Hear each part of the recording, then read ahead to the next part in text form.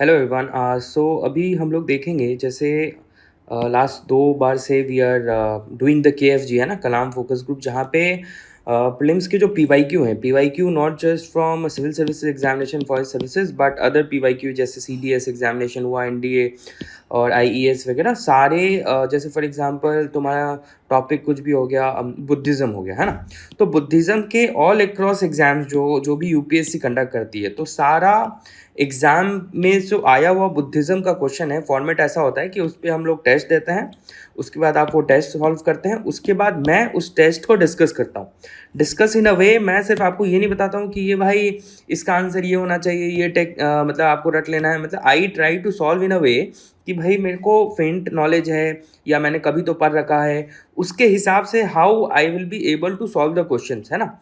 वो जो पर्पस होता है कि भाई आपको एग्जाम में प्रीलिम्स में कहते हैं कि 40-50 क्वेश्चंस के अलावा आप एग्जाम में आपको नहीं आता है, फिर भी then also you have to solve those questions in terms of your understanding based on the PYQ analysis करके, है ना, रिलेट करके। तो वो पर्पस रहता है हमारा, है ना, कि मतलब माइंडसेट वाला जो बात है ना, माइंडसेट क्या हो उस पर फोकस होता है ना। नाउ द पर्पस इज कि अभी जैसे लास्ट टाइम भी हमने किया था, कैसे 20 क्वेश्चन जो है पीवाईक्यू से आए थे, और इस बार भी I am going to show you the document. उसमें आपको साफ साफ टेस्ट पहले रिकॉर्डेड है, और ये पीवाईक्यू है, not are claim all as such, ये पीवाईक्यू ही है। और ये सब टेस्ट में, क्योंकि टेस्ट का फॉर्मेट ही ऐसा है, तो टेस्ट में वो डिस्कस हुआ है, तो आपने सुना होगा, आपने सॉल्व किया होगा, तो एग्जाम में आप सही करेंगे। जैसे ये अग्रहत्ता वाला क्वेश्चन था, ये टेस्ट नंबर 2531 में आया है, और हमने डिस्कस भी किया, हमारा डिस्कशन भी है। और जैसे क्या होगा, यहाँ आप क्वेश्चन देखो, इस दोनों क्वेश्चन में कितना फ़र्क है। फ़र्क एज इन यहाँ पे तो अग्रहट्टा इन्होंने लिख दिया, यहाँ पे चारों जो ऑप्शन है, all the 4 options are very distant apart, जैसे water wheel, wasteland, land grant, bonded labour. पर यहाँ पे देखो सेम आसपास, मतलब you have to have a detail about अग्रहत्ता, है ना। तो कंसर्न ये भी है कि ये क्वेश्चन क्यों पूछा ऐसा इतना डिटेल में, क्योंकि it has already been asked, it has already been asked. और एनसीईआरटी किसी में तो डायग्राम भी है ऐसे, तो ये ऑलरेडी बीन आस्क्ड, तो ये एक्सपेक्टेड है कि आप जो है पीवाईक्यू को अच्छे से करें, है ना, तभी आप इस क्वेश्चन को ये कर पाएंगे, नहीं तो otherwise you will get confuse. जैसे water bag made of leather pulled out of pulley, a large wheel with the earthen pots tied to the outer ends of the spokes, a larger earthen pot driven by a large water bucket, है ना। तो wheel है basically, है ना, wheel. तो water wheel in the irrigation of the land, अगर आपने ये सॉल्व कर रखा है और एग्जाम में ये आया, तो आप एकदम क्लैरिटी के साथ आप तुरंत सॉल्व करोगे आप इसको, है ना। And that is the benefit that you get out of doing PYQs, rather than आप पहले बहुत सारे रैंडम टेस्ट कर रहे हो। Test is a good thing to do, मैं always I support that, but first thing क्या है भाई, फर्स्ट प्रिपेयर योर केक, है ना, वो सब चेरी बाद में डालेंगे, है ना। First you have to do the PYQs यार, you have to be very thorough with the PYQs. Now I will tell you 20 questions here that has come directly from the test as in PYQ only, है ना।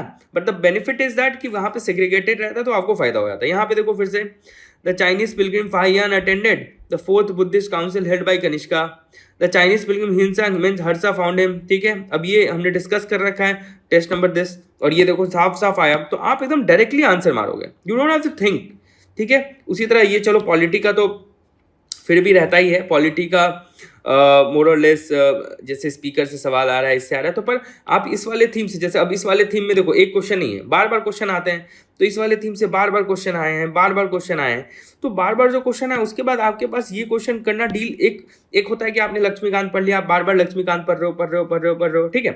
पर आपका जो question कैसे आ रहा है ना, that will give you an answer कि भाई टू द न्यू क्वेश्चन। अब ये जो क्वेश्चन पहले आया, अब ये क्वेश्चन क्या पूछ रहा है, उसके एस्पेक्ट में आपने उस टॉपिक को प्रिपेयर कर रहा है कि नहीं कर रखा है, and that is being told by the PYQ only, and PYQ is the only support that you will gate which type of questions will be coming.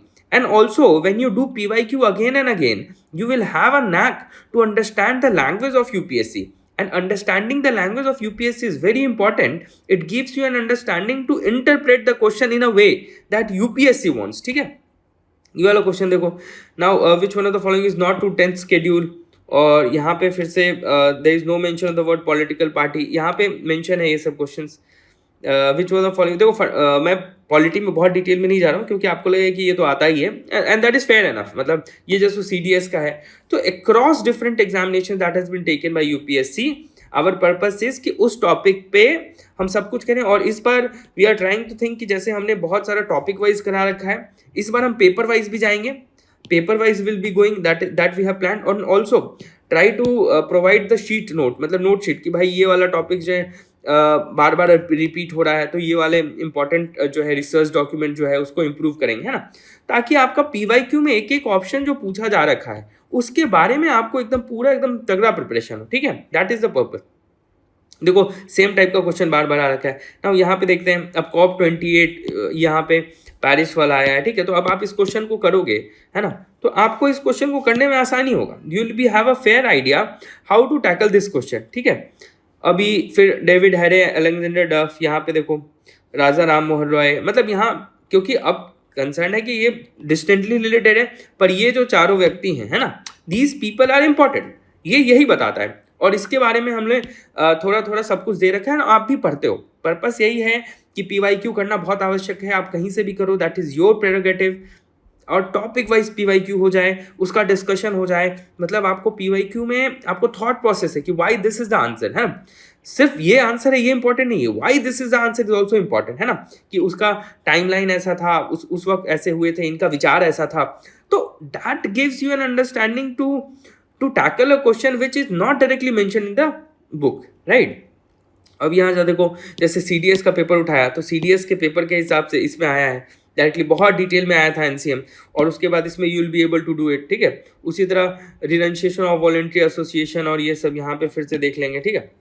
Now अभी फिर से देखो नॉन कॉर्पोरेशन इतनी बार आया, मतलब you will be doing so many times, तो आपका non corporation में थोड़ा डिटेल में भी आएगा, तो आप चला काम बन जाएगा, क्योंकि आपने इसका एक्सप्लेनेशन पढ़ रखा है, ठीक है।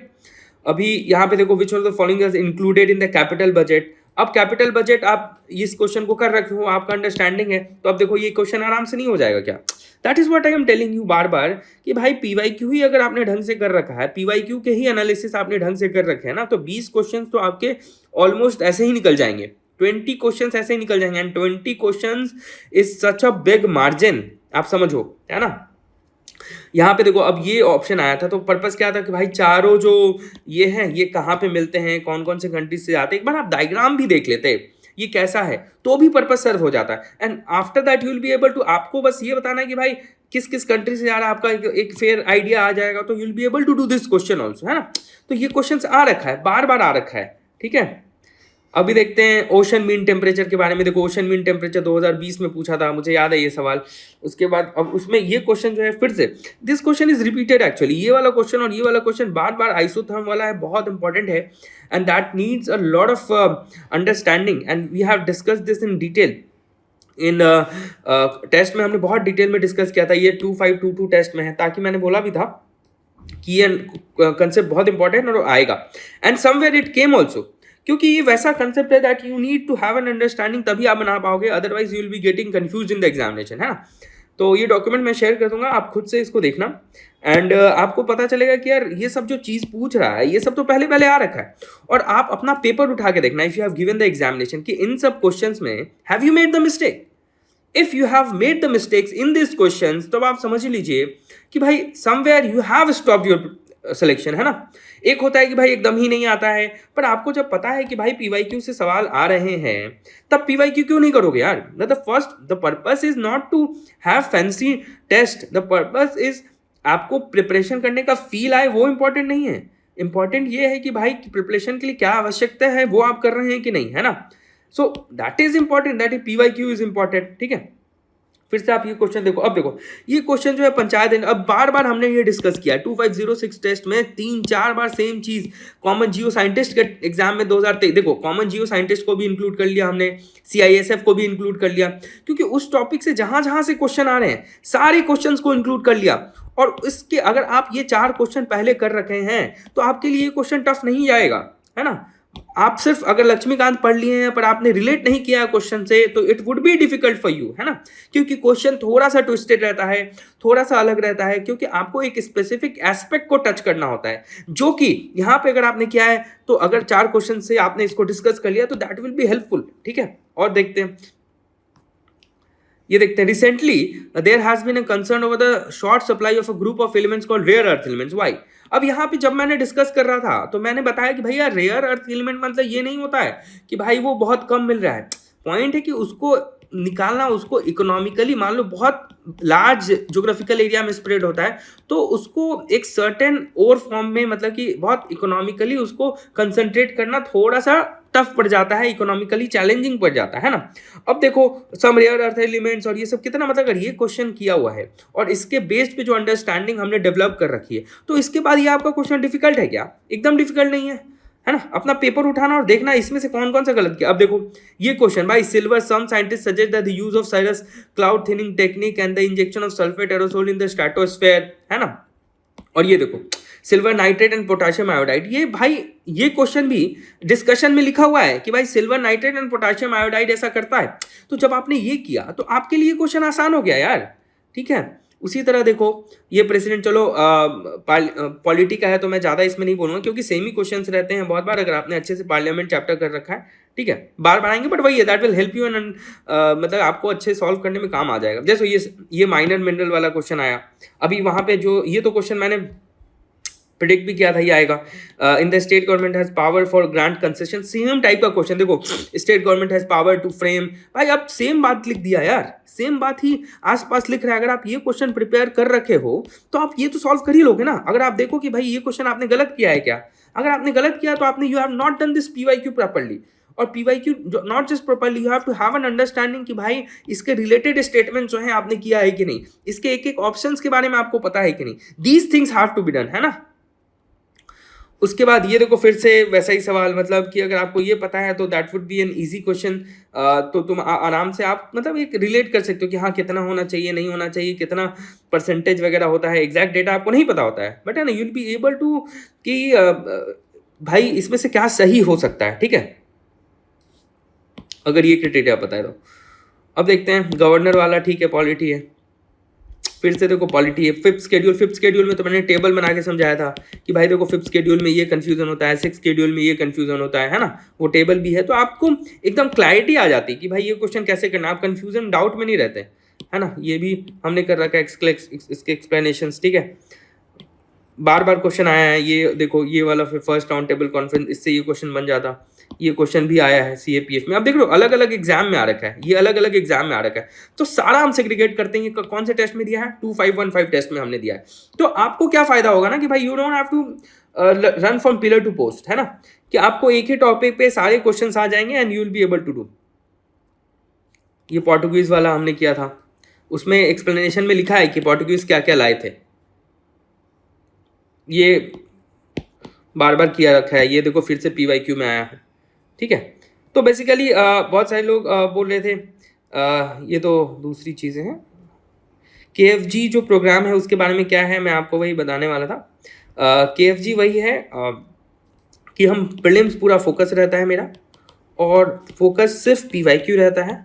पर्पस क्या है कि पीवाईक्यू में जितने क्वेश्चन आ रखे हैं उसके आपके खुद के मतलब एक तरह से नोट सपोर्ट भी मिल जाता है, मतलब कि आपको उसके बेसिस पे 4 ऑप्शंस हैं, तो चारों ऑप्शंस का डिटेलिंग कहीं ना कहीं हमारा पर्पस रहता है कि चारों ऑप्शन की डिटेलिंग रहे, ताकि इससे रिलेटेड कोई भी क्वेश्चन आए तो you will be able to.